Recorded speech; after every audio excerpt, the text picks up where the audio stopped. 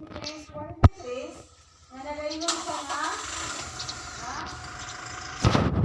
Nagayon sa nga, karong adlaw at ika sa paraiso uban. So, para siya mga ang kakulo, sa kakulo naman sa kulo. Okay.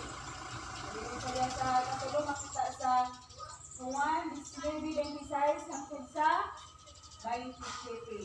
No, nga ikinahanglan di ay nga sa atong mga ginikanan nga atong gihapon sila panguron, no? Kay matod pa diha sa asa pa makita so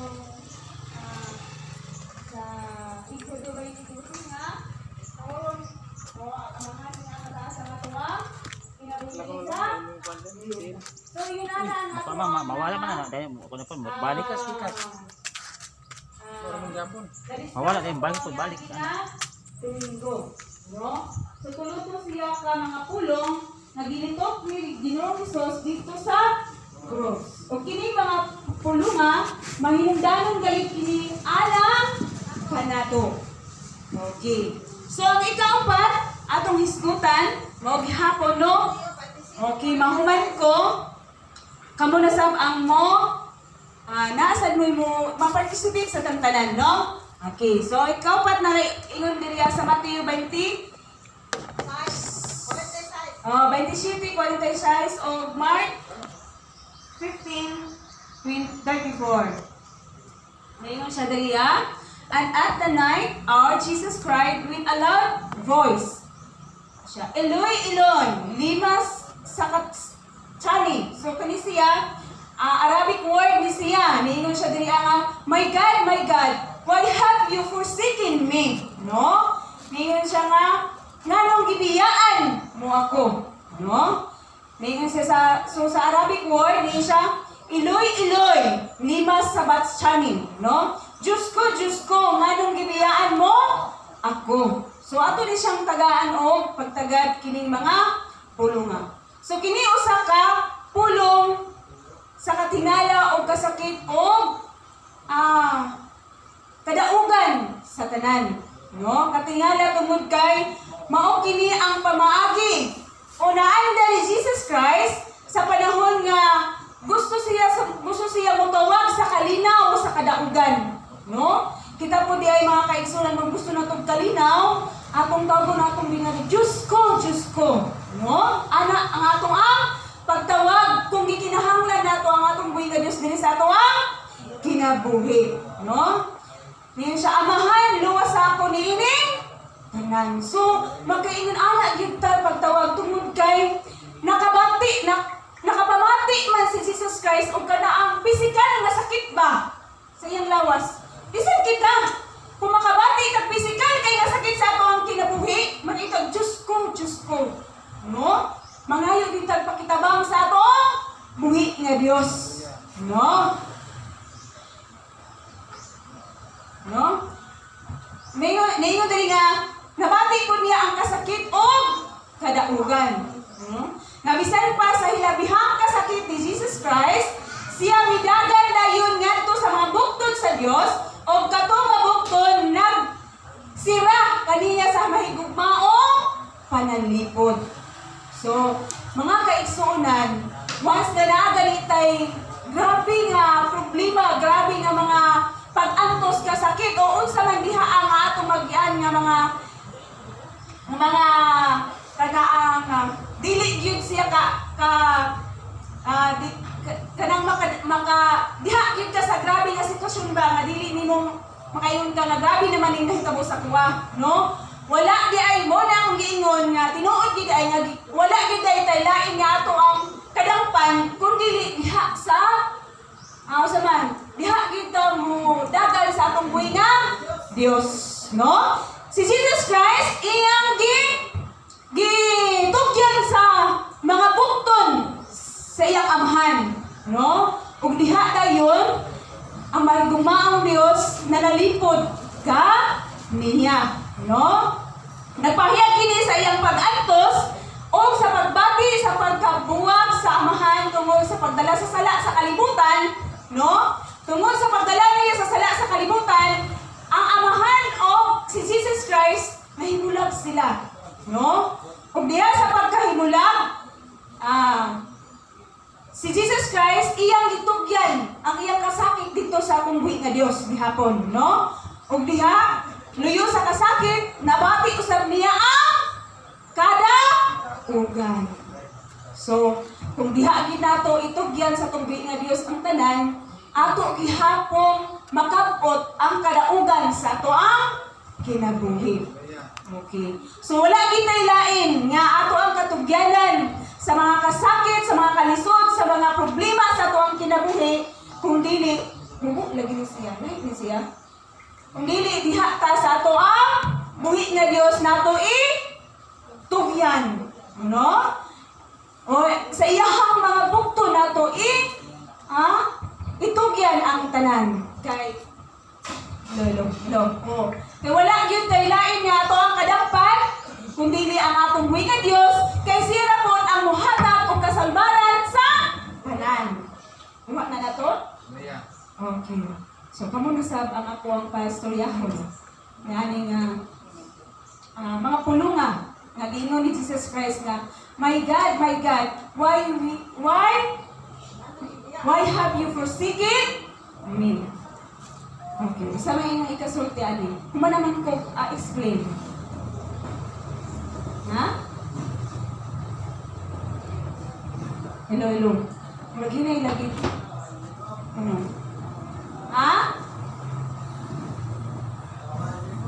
Okay, sige, Pastor, mag-interpret. Hello. Hello, mic test. Hello.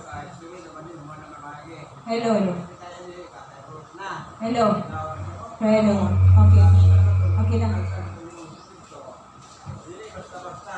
Praise God. Hello. Siya kasi nga para pa sa Diyos, kung kaya hindi ko kaniya ang maong kasakitan.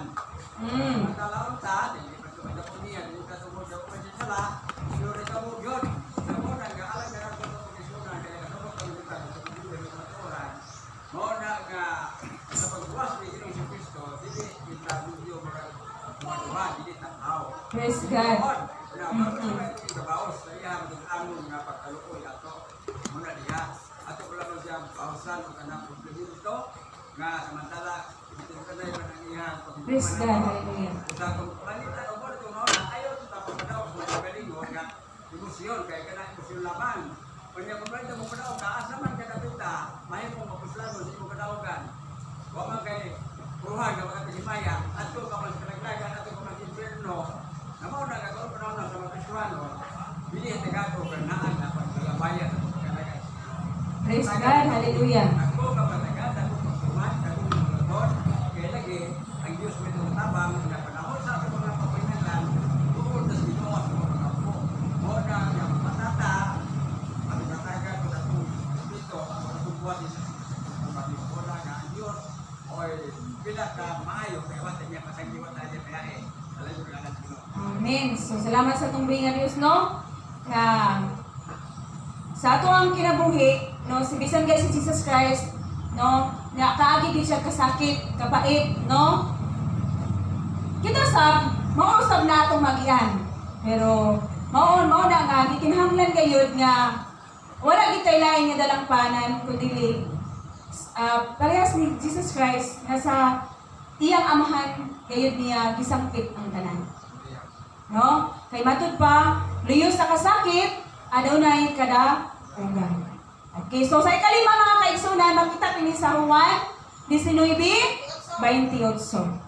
So naingon diri nga, siya, giuhaw ako, no? And at three, Jesus cried out with a loud voice. Alin na ko din. So sa kwanday dong sa John 19:28 naingon diri, giuhaw ako dili lang sa usa ka literal nga basahon. John 19:28.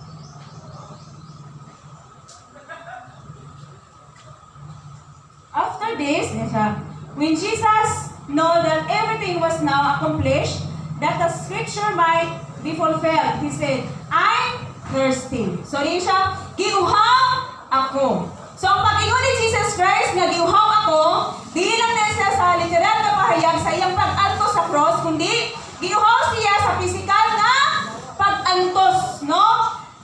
Narinig siya sa literal nga sa physical magud ato nga ato ang sa tong kinabuhi, no? Sa katong kaagi ni Jesus Christ nga dito sa cross ang gilansang siya. So ato gid makita nga grabe gyud ang mga siyot niya nga niagas, no? Mga luha, no? So sa literal nga pamaagi uhawon gyud siya. Gani sa ginihatagan siya og sa pigyatag sa iya ha. Dili tubig kun dili suka, gani ihang gi inom. Subot pa subot sa physical nga sa iyahang pagbati giuhaw gid siya maayo. Okay. So pero ang labing importante niining giingon siyang giuhaw ako, dili lang siya sa literal nga pamaagi kun dili sa espirituhanon nga bahin nga pagka uhaw. Okay. Ato siyang hisgutan, no? Pero sa physical, natural na giuhaw siya, may nakita ko siya nag-iuhaw. Kaya gani sa gitulunan siya o suka iyang yarok, so iyang giinom. Okay. Pero atong tagaan ang bahin, o pagtagal, ang espirituhanong bahin sa pagka uhaw. Okay. Gingon diri nga kinahanglan daw nga ang mga katawan uhawon sa espirituhanon nga bahin. Okay. Ang katong iyang giyon nga giuhaw ako, nga gikinahanglan po daw ang mga katawan nga uhawon sa espirituhanon nga bahin. Oo, sa iya ang iyang mga katawan gikinahanglan po daw nga uhawon sa espirituhanon nga bahin. Nga kung kinsa tong nanginahanglan og mga pahayag pinaagi sa pulong sa Dios, makahimo kita sa pagpamulong kanila. Amin ba? Makahimo ba ta? Okay, no? Yes, no? Luyo sa iyang mga pag-anto sa cross, iyang gidala ang tanan, no? Iyon siya diri nga uhawon unta ang tanang katawhan sa mga espiritunong bahin sa pagka uhaw, no? Ingon din sa John 4:14. Masahon?